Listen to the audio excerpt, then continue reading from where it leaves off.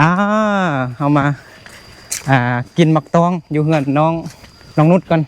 เอาพี่จะได้กินแบบนี้ฮะให้จะได้กินจะได้กินปอกเปลือกแล้วก็เอาใส่ปากกลืนยำแล้วก็กลืนนะแต่ว่าแต่อันนี้มันยังไม่ทันสุกดีน้องนุชน้องคิงน้องทำพยายามเบาแห้งๆดังๆหน่อยเด้อไม่ได้ยินเสียงเป็นฮะเฮียน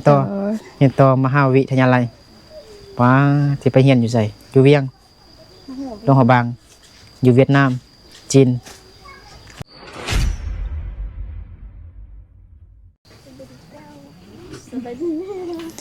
สบายดีพี่น้องหมดสุขคนที่เคารพหักแพงเด้อยินดีตอนรับเข้าสู่ส่องเบาดึกเผาไพรเส้นเก่าเส้นเคยเนาะมื้อนี้เบาดึกมีแขกรับเชิญทุกคนเนาะผู้สาวเผายวนเนาะอยู่บ้านดงล่วงเมืองเพียงแขวงสัญญาบุรีสปปลาวเหนือเนาะนี่แขกรับเชิญสบายดีโดยสบายดีเนาะเดี๋ยวอายนึกสิถามชื่อก่อนเนาะชื่อว่าจังได้เนาะอายุจักปีกำลังเข้าเรียนอยู่บ่เนาะถามน้องก่อนน้องนี่ก่อนเนาะน้องชื่อว่าน้องทำปีนี้จักปีแล้วอายุ15 ปี15 ปีแล้วอ๋อมีว้าวเลยบ่ยังโสดอยู่สั่นต่อไปน้องชื่อว่าน้องคิงอยู่ใกล้กันได้เพราะว่ามันนั่นแต่กล้องอยู่ใกล้กันได้บ่เป็นหยังให้เห็นหมดทั้ง4 5 6คนเลยเอามีแต่4 คนเนาะซื้อน้องน้ำคิงปีนี้จักปีแล้วก็น้ำคิง15 ปีเอ้าเป็นหมู่กันหมดบ่มีเขาเป็นอายเป็นเป็นเอ้ยเป็นน้องติเห็นบ่แล้วน้องเด้ซื้อนุชเนาะนุชเด้อ๋อยังเข้าเรียนอยู่บ่นุชอ๋ออยู่ม.ยังเหรอม.4อยู่ม.4อยู่ม.4เคยได้ที่1อยู่บ่นุชอ้าวคือบ่เคยได้ใช่นะซื้อที่3ที่4เคยได้อยู่โอ้เก่งแล้วเนาะบ่ว่าหลายคนเด้เดี๋ยวมื้อนี้เฮาสิไปลิ้นไส้เนาะเฮาไปลิ้นเฮือนน้องนุชได้บ่ได้เนาะเฮาสิไปเบิ่งวิถีชีวิตของ3สาวนี่เนาะเป็นจังไดเนาะเฮาเป็นชนเผ่าหยังก็อายขออนุญาตถามเด้อฮะเผ่ายวนเนาะน้องน้ำคิงน้องมีไม้แล้วเว้าแห้งๆหน่อยเด้อน้อง2 คนเว้าแห้งๆเนาะลืมเนาะน้องคิงแท้เว้าค่อยๆก็ได้บ่เป็นหยังเนาะมีแต่ให้น้องทำกับน้องนุชเว้าแห้งๆโลดเด้อโอเคเดี๋ยวเฮาย่างแม่นไปทางนี้บ่ไปทางนี้เนาะเงินของน้องนุชเนาะผู้สาวเผายวน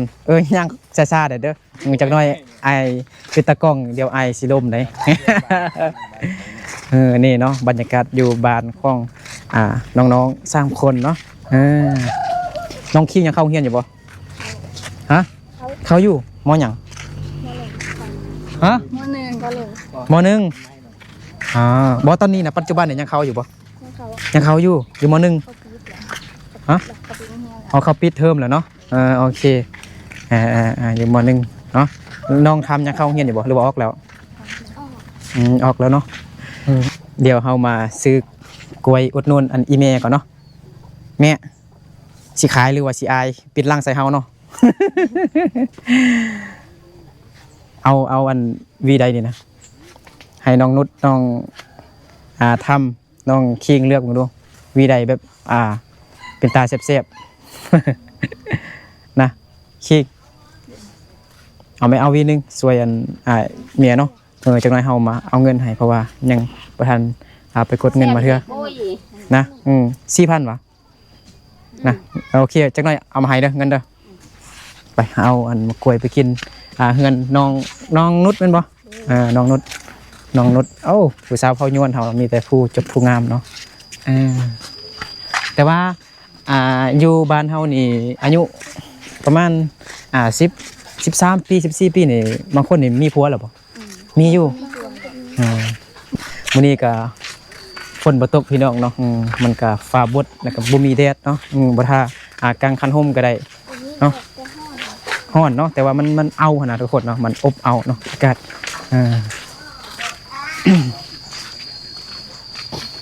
เอาอันนี้มันกกมั้ยยังนี่เนาะ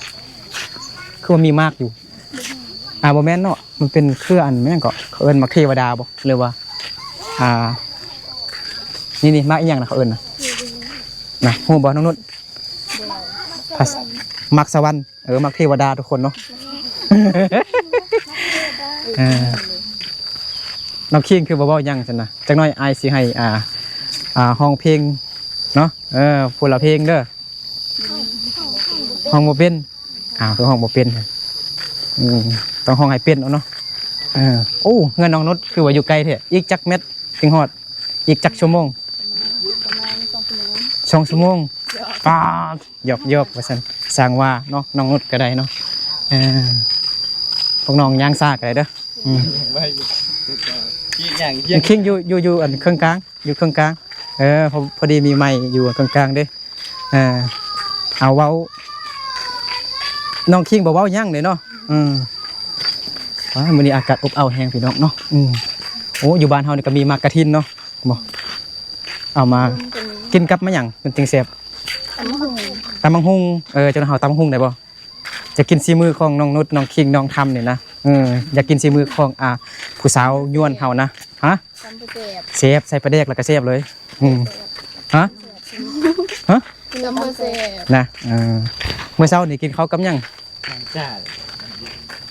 กินกับ1 พักว้าวกินข้าวกับผู้บ่าวอีกวันนี้น้องทำสร้างว่ายกไอตีคือว่าสร้างว่าแท้วัสันโสดวัสัน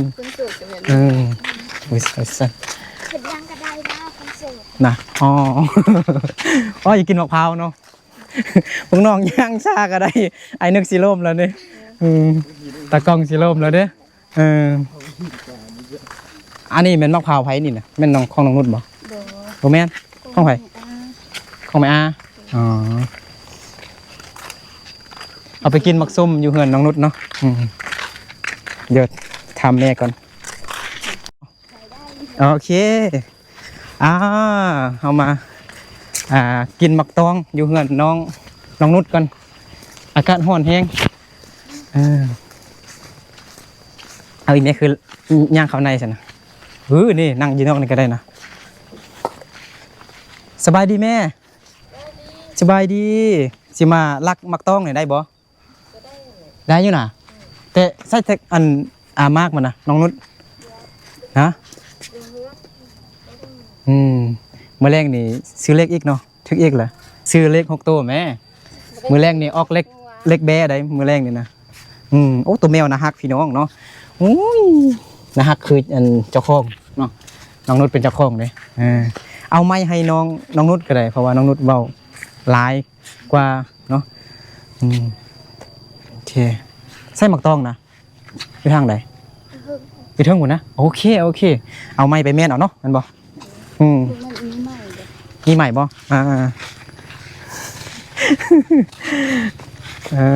อันนี้มาน้องนุชบ่มันกัดบ่มันเห่าซื่อๆเนาะเห่าซื่อพุ่นหมักตองมันบ่เอาไม้กันเนาะไม้อยู่ใส่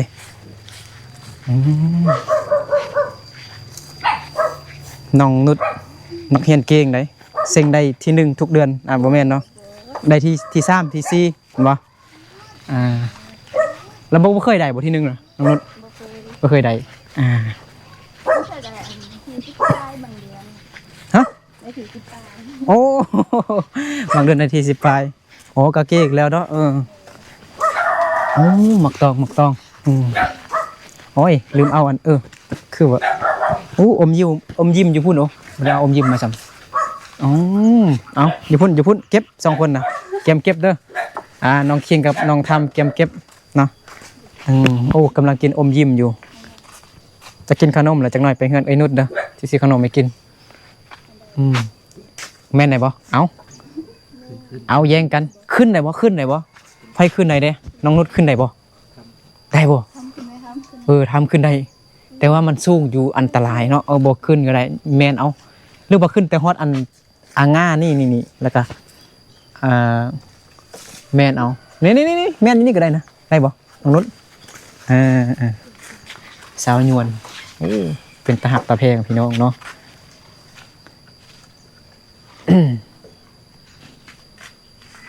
ใส่ตาดิ ตกใส่ตาน้อยบันทึกอันเขาหน่อยดิอู้ว้าวสุดยอดเลย เอาพี่จะได้กินแบบนี้ ฮะ ให้จะได้กิน จะได้กิน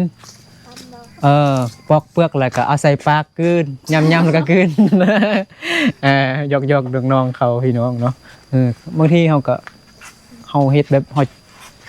จำเจ้าเอาก็ได้เนาะบ่หรือว่าจังได๋หรือว่าเขาตำบ่นะฮึบตึงอันนี้มันมักตองน้องนุชบ่หรือว่ามักตองพี่น้อง ของพี่น้องของพี่น้องเนาะ ของไม่เท่า ของไม่เฒ่าโอเคไม่เฒ่าอยู่เฮือนบ่ บ่ไปนา ไปหน้าอ๋อระวังได้บ่คอบ่อันนั้น เป็นยัง บ่เป็นหยังนะบ่เป็นหยังเด้อคนงามแค่ได้ถามถึงความเป็นไปบ่แม่นซ้ำ ไอ้นึกสิรับแล้วเนาะห้องเพลงนี่เนาะจักหน่วยแล้วน้องทำ4หน่วยแล้วเนาะวันนี้มาเบิ่งสาวยวนเนาะแต่ละคลิปก็เบิ่งแต่สาวมงวันนี้มาเบิ่งสาวยวนเนาะว่าเป็นจังไดหน้าตารูปทรงเป็นจังไดโอ้น้องนุช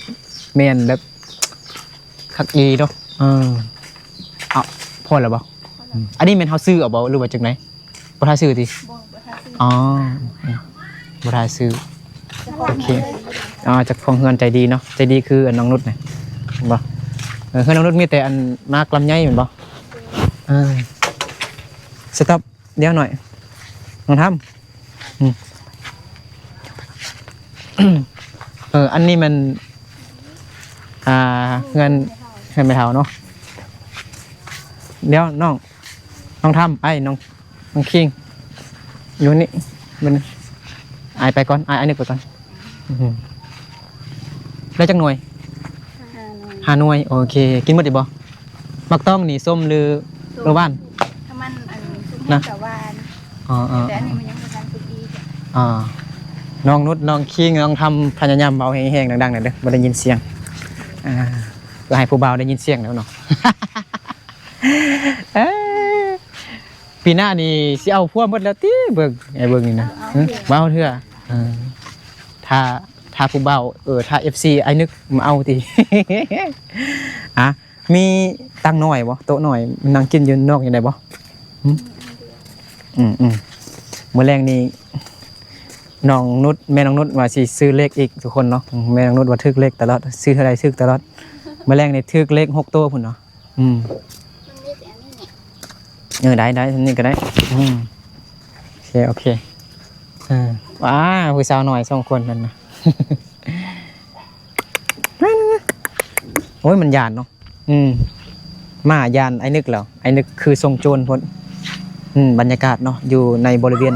เฮือนของน้องนุชทุกคนเนาะบรรยากาศดีแฮงเนาะบ่มีแดดเนาะแล้วก็มีลมพัดมาเบาๆทุกคนเนาะสุดยอดเลยบ้าเฮือนน้องนุชเนาะมีอันดอกไม้เราปลูกดอกไม้หลายชนิดอยู่ทุกคนเนาะมักเพชรเด้มักมีคือว่าเห็นแต่หน่วยเดียวโอ้ทุกคนมีน้ำสร้างบ่นุชเฮาบ่เอาน้ำประปาบ่ได้เอาน้ำใส่ดีบ่นุชใส่อยู่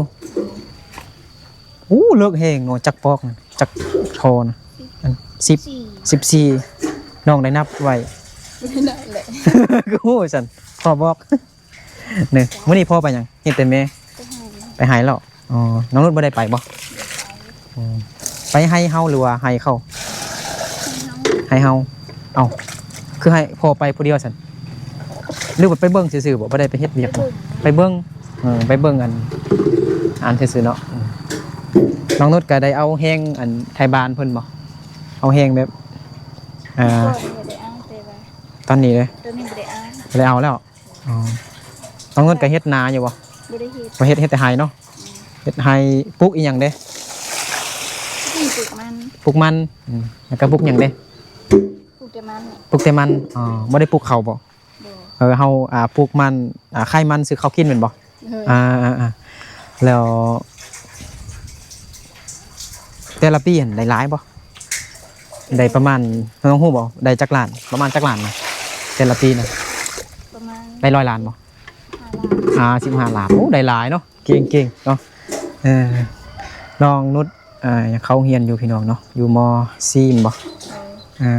แล้วสิเรียนจบม.7บ่หรือว่าจังได๋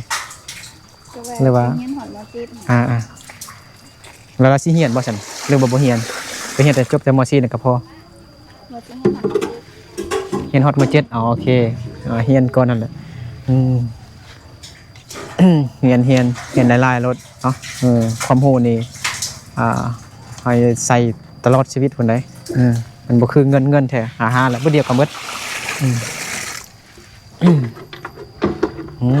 วิถีชีวิตของน้องนุชเอามื้อนี้คือว่ามาเบิ่งแต่วิถีชีวิตของน้องนุชนี่ก่อนแหละการดำรงชีวิตของน้องนุชว่าเป็นจังไดเนาะ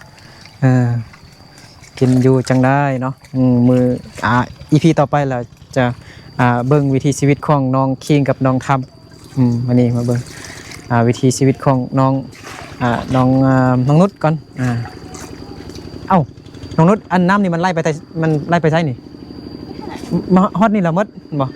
อ๋อ มันก็ซึมลงดิน ซึมลงดินนี่อ๋อ มันบ่มีห้องไปเลยเนาะ ทายตามอยู่ในไหนบ่แม่เข้าไปในไหนบ่ได้นะโอเคเดี๋ยวลูกขออนุญาตเข้าเงินเด้อมาเบิ่งอันน้องๆตำมาก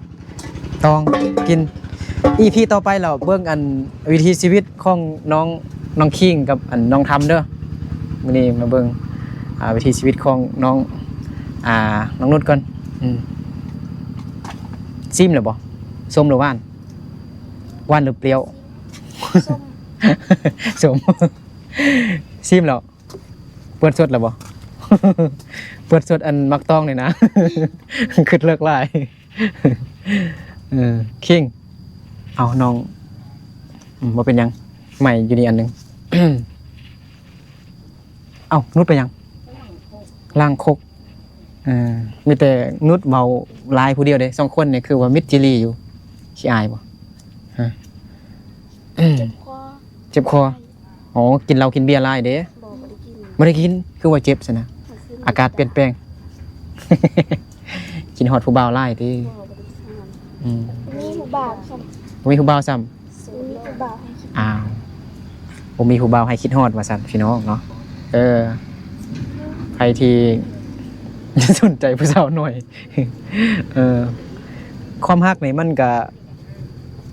มันห้ามกันบ่ได้พี่น้องเนาะบางคนก็อยู่บ้านเฮานี่ก็14-15 ปีนี่ก็มีผัวเอาผัวมีลูกแล้วเนาะแม่นบ่น้องคิงมีบ่มีแล้วมีอยู่บ่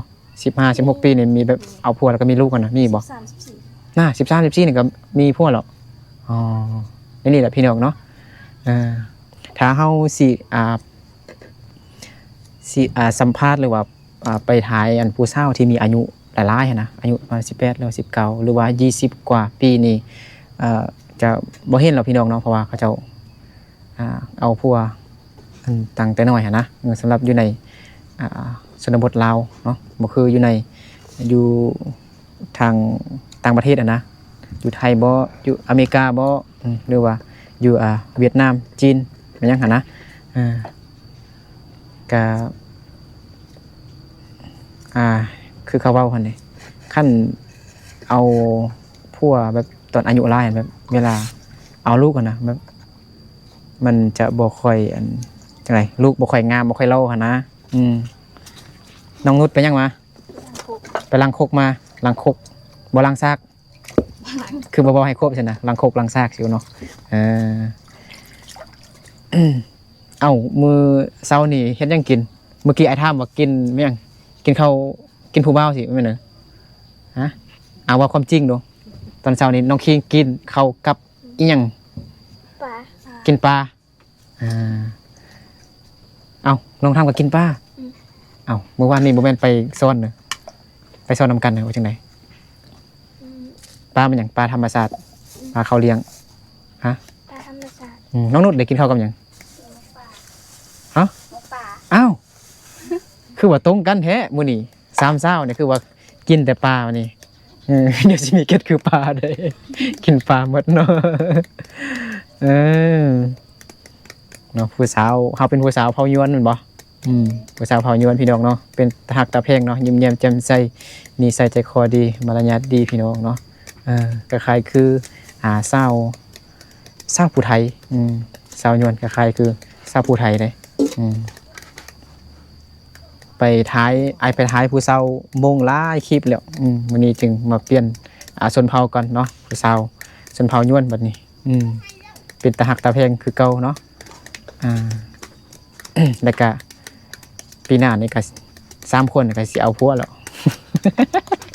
บ่แม่นนะคิงเอาหัวกระบอกอ้ายเดี๋ยวมาสวย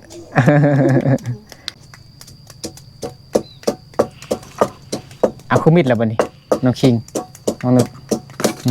คือบ่ฮ้องเพลงเด้ฮ้องเพลงจากเพลงดูฮะห้าผู้เบาให้ก่อน อ้าวให้หาผู้บ่าวให้ก่อนจึงสิฮ้องเพลงให้ฟังสิอ้าวแม่นเด้อคิงทำอ้าวบัดนี้ ให้เบานึกหาผู้บ่าวให้แล้วบัดนี้หาผู้บ่าวให้ก่อนจึงสิฮ้องเพลงให้ฟังว่าซั่นน้องทำสร้างว่า เดี๋ยวไอสิหาให้ดอกเนาะห้องติดหนี้ก่อนเนาะเดี๋ยวสิให้ห้องเพลงก่อนเดี๋ยวไอนึกสิไอติดหนี้พวกน้องอ้าวห้องโบเพเป็นแล้วอีกบัดนี้เปลี่ยนความแล้วบัดนี้ฮะเพลงยังก็ได้นะห้องเสร็จไปได้ต้องมีไมค์ต้องอันนั้นติบ่ห้องเทื่อก็ได้เนาะยกซื่อยันมาติดลิขสิทธิ์บ่เป็นหยังยันมันติดลิขสิทธิ์ยันมันผิดกฎ YouTube เฮาเนาะยันสิบ่ได้ลงอันคลิปนี้เราผู้บ่าวสิบ่เห็นเนาะบ่เห็นอันบ่ได้เห็นอันผู้สาวเฮาย้วนหั่นนะ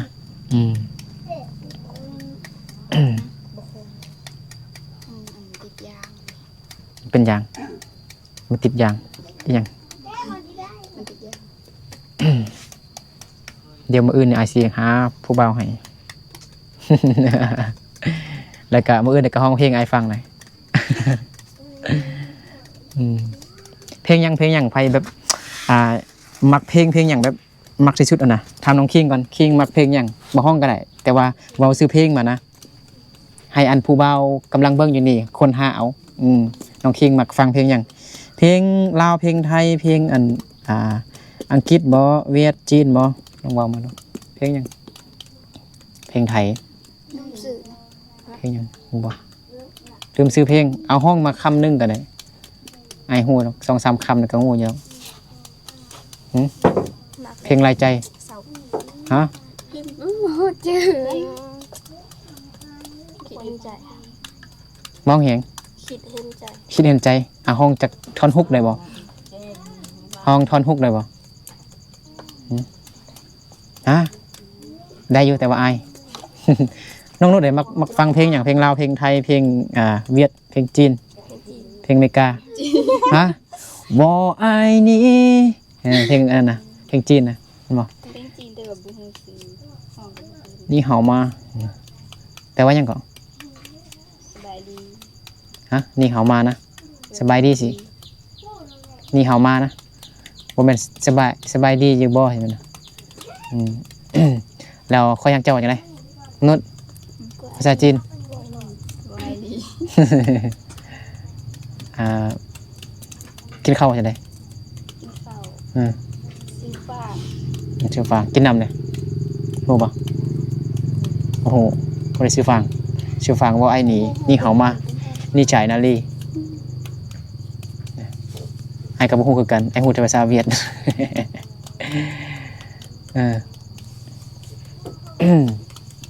จากหน่วย5หน่วยเนาะกินหมดบ่เฮาเจ็บท้องอยู่ตอนนี้ไผกินเผ็ดเก่งได้3คนนี่นะฮะป๋าน้องนุชมักกินเผ็ดเหรอมักอยู่บ่มักอยู่แต่เจ็บท้อง ฮัลโหลโอเคมาบัดนี้เฮามากินตำมักตองของสาวเผายวนทั้ง3สาวเลยเนาะเอากินไอ้เบิ่งพวกน้องกินก่อนไอ้จึงกินน้องทำน้องนุชน้องน้ำคิง เมื่อกี้เนี่ยว่าจังได้ให้ไอ้นึกหาผู้บ่าวให้ก่อนจึงห้องเพลงให้ฟังสิวะป้าโถ ใช่บ่ ใช่บ่นุชฮัลโหลดู เตียงหัวสิเมื่อกี้นี่เบานึกลืมเปิดไมค์ให้น้องนุชทุกคนเนาะขอโทษขออภัยเด้อเนาะลืมเบิ่งไฟเราบ่ได้เปิดไมค์ของน้องนุชเปิดแต่ของเบานึกแต่บ่ได้ยินเสียงของน้องนุชหลายหั่นน่ะโอ้เมื่อกี้เนาะตอนอันสัมภาษณ์พวกน้องตอนอยู่เฮือนเข้าพุ่นน่ะบ่ได้ยินเสียงน้องนุชน้องคิงซ้ำเนาะเดี๋ยวสิถามให้เอาเนาะน้องน้ำคิงแม่นบ่ น้องคิงหาผู้บ่าวให้น้องคิงอายุ15 ปีแม่นบ่น้องนุชก็15 15 16 16นะ16 ปีเนาะ 15 ลืม2 ปีก็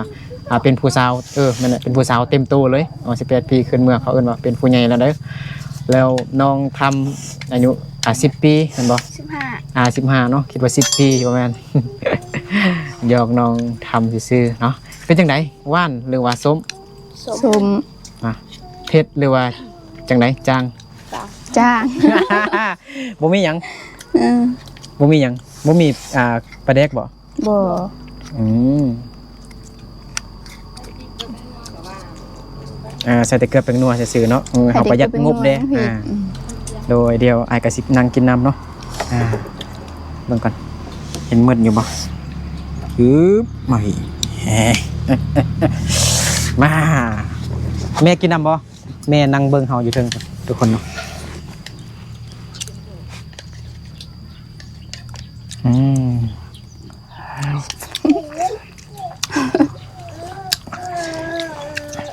ใช่ป่ะสม แซ่บต้องส้มคัก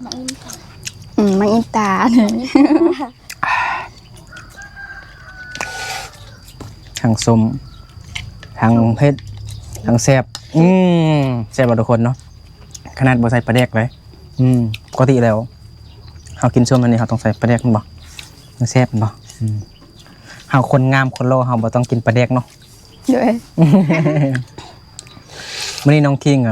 บ่ได้ไปให้นะ ให้เลย แล้วอ๋อแล้วก็พักผ่อนเนาะน้องนุชก็บ่ได้ไป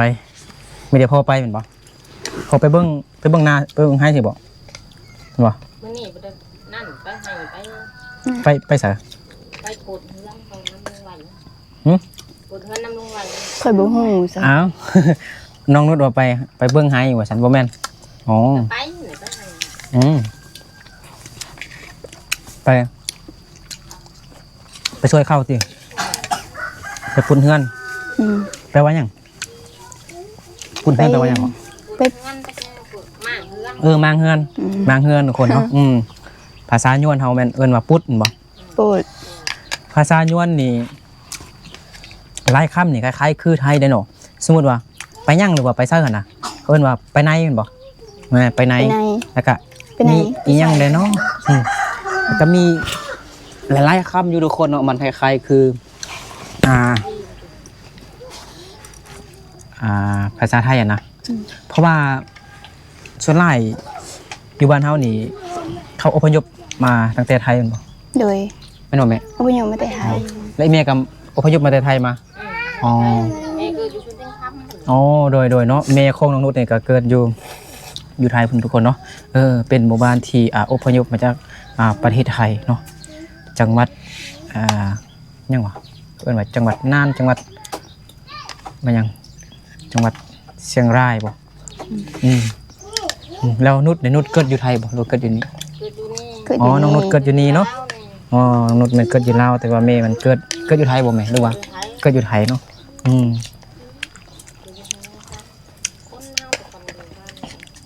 แม่จักปีหรอ38แล้วทุกคนเนาะแม่ของน้องนุชมัน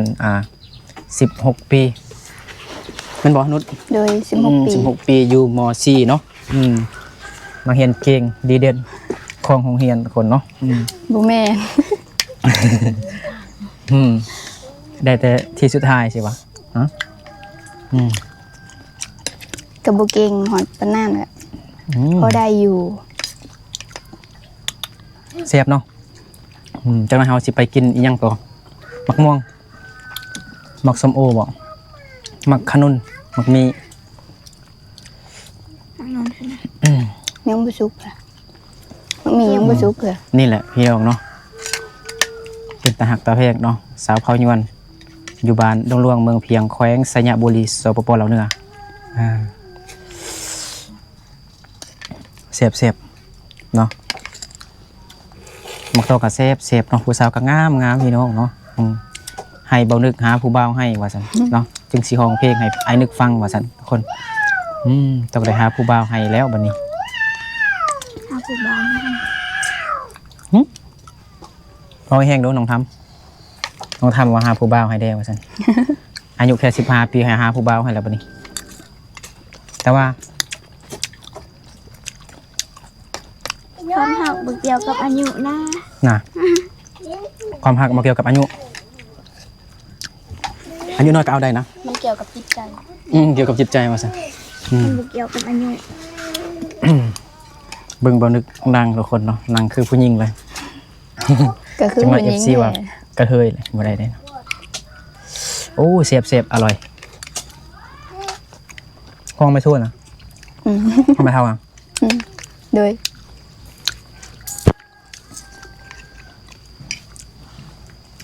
เฮ้ยน้องนุชบ่ปลูกต้นไม้อันมีแต่มักมีบ่เป็นขนุนเนาะจังได๋ก็เอาขนุนมากินเฮาเอาขนุนมากิน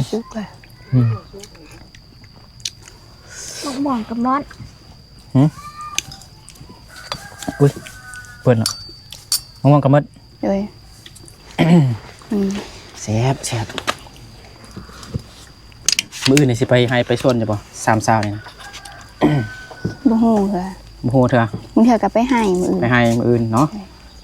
สวยเรียกฮะบ่มีรถไถนาน้องขับรถไถนาก็เป็นบ่มีรถไปเอ้าเฮาก็ย่างเอาติย่างเอาตั้งแต่3 โมงเช้าอ๋อแบบให้เฮาอยู่ใกล้แม่นบ่อยู่ไกลให้ของน้องนุชก็อยู่ใกล้แม่นบ่โดยประมาณจักลัก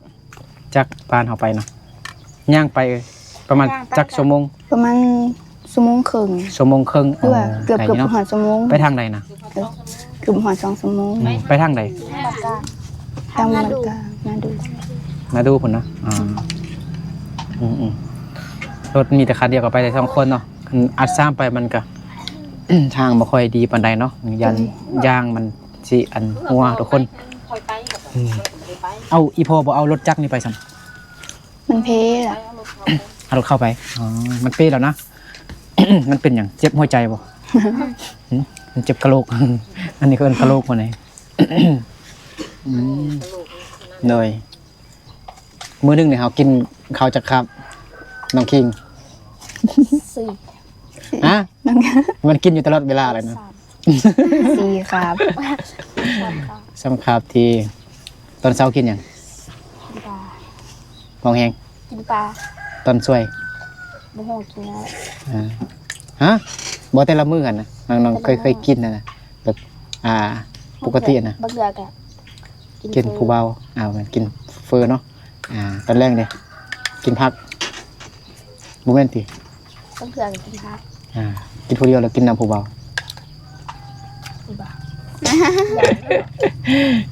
สั่งว่า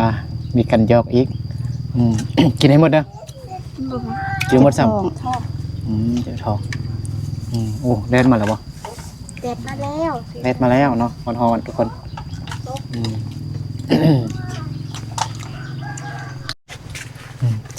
ตอนนี้คือเฮาก็กินตำบักตองแล้วล่ะคิดว่ากินข้าวบ่แม่นเนาะกินตำบักตองอิ่มพิธีหอยแล้วเนาะเดี๋ยวมาเบิ่งบริเวณของบ้านของน้องนุชเนาะ อันนี้บ่ไปปลูกบ่นุชอะไรบ่ได้ปลูกยางอันมันจนเป็นอันนั้นเลยเนาะเป็นยอดแบบอันปะแบบนี้เลยมันเน่าแล้วนั่นนะนะมันบ่มีบ่อนปลูกแล้วบ่มีปลูกแล้วปลูกหลายแล้วปีนี้ปลูกจักเปาอันมันต้นนะน้องนุชนี่ก็บ่ฮู้แหละ น้องคิงน้องทำปิ้นหน้าครั้งเดียวคือปิ้นลังใส่อันผู้บ่าวเลยผู้บ่าวกำลังเบิ่งอยู่นี่ โอ้มันแดดหอนทุกคนเนาะคือเขาไป อยู่ในโฮมพุ่นกันเลยโฮมต้นไม้ขนาดมาเบิ่งอันขนุนเนาะขนุนของอันน้อง มันเรือ2หน่วย น้อง น้องนุชเรือจากหน่วย 2หน่วย 2หน่วยอ๋อ พี่นี่ออกลายอยู่พี่นี่ ปีนี้นะ เลย เอ้าคือบ่ออกลายซะนะมีแต่2-3หน่วยซื่อๆถ้าออกลายเตรียม กิ เย็ น น มื้ เตรียม อละเด้ นะเบ้ามื้อนี้เอาเฮาสามารถเอาไปกินได้บ่ ได้ถ้า เอาไปเฮ็ดหยังกิน มันเป็นใบอ่อน เอาไป ไปอ่อน กับตำ เอาไป มะฮุ กับ งก็ได้ กระตำมะฮุงอ่า ค่อยมากแต่อันกับตำมะฮุงใบอ่อน ตำมะฮุงเนาะ ไปอ่อน แต่ คันเฮาแกงกับอันซีนมาอย่างไรบ่บ่ได้ติ ใบมันแทบบ่ได้ บ่ได้เนาะมากมัน ได้ได้ มากมันได้เนาะ เลย โอเคโอ้แดดฮอน เฮาขึ้นไปลิ้นอยู่เทิงไหนบ่อยู่อัน ได้ กองต้น ได้เดี๋ยว มักตองเนาะฮอนแห้งย่างซ่าๆก็ได้ย่างไวก็ได้มันฮอน สาวเฮายวนพี่น้องเนาะนะฮักเนาะอันนี้เป็นต้นมะม่วงเฮาบ่น้องนด แม่น แม่นนะ คอยเนี่ยเลย มันอยู่ในส่วนเฮาบ่ เลย ของเฮาเนาะอันใดที่อยู่นอกส่วนน่ะเป็นของเขากันบ่ เลย นี่เฮาไปเล่นอยู่เพิ่นเบิ่งนึงเนาะ เลย มีตังค์บ่เขานั่งบ่ บ่มี บ่มีนะมานั่งลมลมคุยกับผู้สาวเขายวนกันเนาะบ่มีตังค์สำเนาะนั่งอยู่ไสแล้วบัดนี้ไม่เฮากัดตัวไว้เนาะนั่งอยู่นี่ได้บ่ไผนั่งอยู่นี่ไผเป็นนางเอก นุดก็ได้ ซื่นมันก็ได้ ให้คิงก็ได้สมมุติคันนั่ง3คนนี่ได้บ่ ได้ อยู่ลองนั่งมึงดู แต่มันฮ้อนตินั่งบ่ได้ติลองนั่งมึงดูลอง2คนก่อนลอง2คนก่อนน้องคิง ทั้งได้ ได้อยู่บอกให้น้องคิงเบิ่งมีบ่นั่งบ่ข้างๆนะ ดีคน หันมาข้างนี้เลยก็ได้ แบบบ่ดึกตั้งอยากให้น้องๆเพิ่นมาลิ้นอยู่นี่เพราะว่ามันอากาศมันปลอดโปร่งดีมันมีต้นไหมเนาะโฮมเย็นดีมีอากาศมีอันลมพัดมาเบาๆทุกคนเนาะมานั่งอยู่นี่เนาะก่อนก็ได้น้องทำนั่ง มีแต่ไอ้นึกฟอยอยู่คนเดียวน้องเบาๆดิวันนี้ของเพลงเนี่ยไอ้หาผู้บ่าวหันเหรอ15 ปีที่ไต้เฮาบ่แม่นอีหยังนะ ปีที่เฮาได้สิยา เอาสุบยาอีก บอกเป็นคนดี ยังมีไฟอยู่บ่น้อยนุชเบิ่งเนาะยังมีไฟอยู่บ่ มันแกล้งอยู่ดิ ยังแจ้งอยู่ ด้วย ไอซีฟ้าๆเด้อคือเมื่อกี้นี่บ่นึกลืมเปิดไมค์ให้น้องนุชทุกคนเนาะก็เลยบ่ได้ยินเสียงน้องนุชซ้ำน้องคิงน้องอยากอันมีแฟนหรือว่าอยากอันมีผัวหั่นนะน้องประมาณจักอันปีจึงอยากใดผัว จบมาเจ็บก่อน จบม.7ก่อนอย่างไรตีอยู่เนาะน้องคิงดิปีหน้านี่เอาแล้วติอันน้องทำลืมฮะว้าว ถ้าเบิ่งน้ำเป็นไงเนี่ย 50 ปีก่อนจึงเอาเนาะเห็นบ่น้องคิงสั่งว่าน้องนุชเด้ฮะ น้องแถวจม.7เห็นไหม จบม.7ก่อนเนาะ จม.7แล้วก็ไปหาเงิน ไปหาเงินก่อนไปหาเงินก็ได้เนาะ ไปหาเงินก่อนแล้วค่อยเอา แล้วความฝันของน้องนุชถ้าจบม.7นี่อยากไปเรียนต่อบ่คันไปเรียนนี่น้องนุชอยากเรียนหยัง ก็อยากไปเฮียนนั่นแหละจม.7แล้ว อยากเรียนหยัง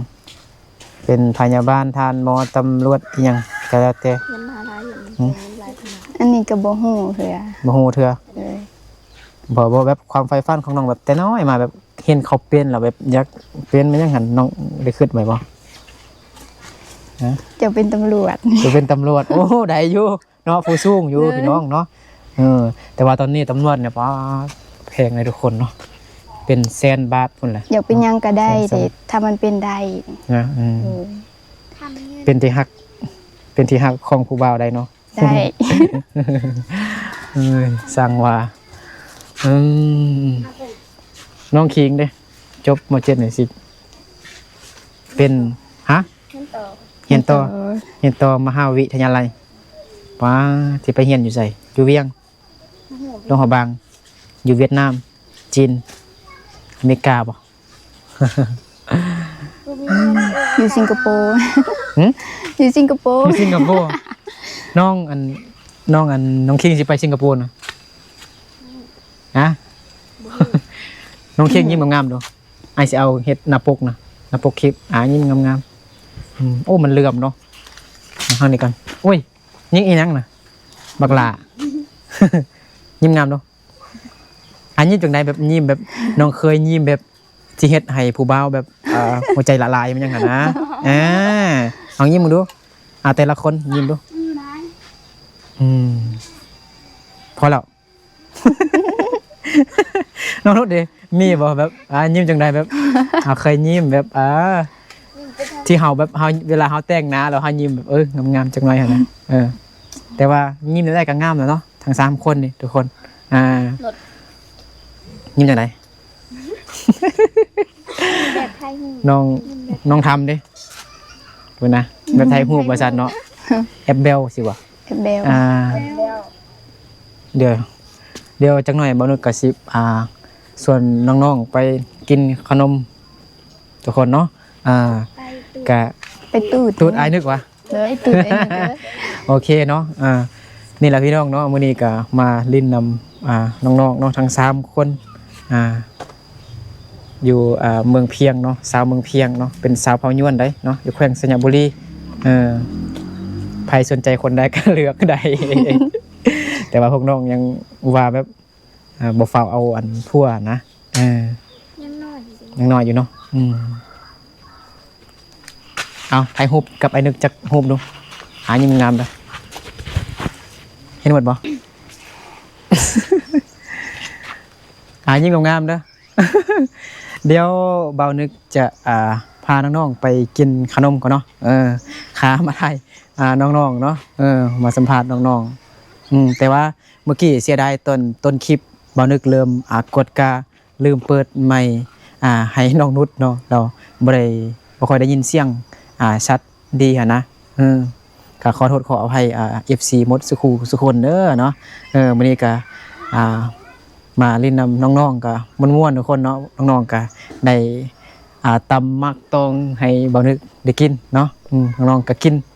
แซ่บๆทุกคนเนาะบ่ทาใส่ปลาแดกก็แซ่บๆพี่น้องเนาะกินน้ำผัวเศร้ากินอีหยังก็แซ่บพี่น้องเนาะน้องๆก็แบบ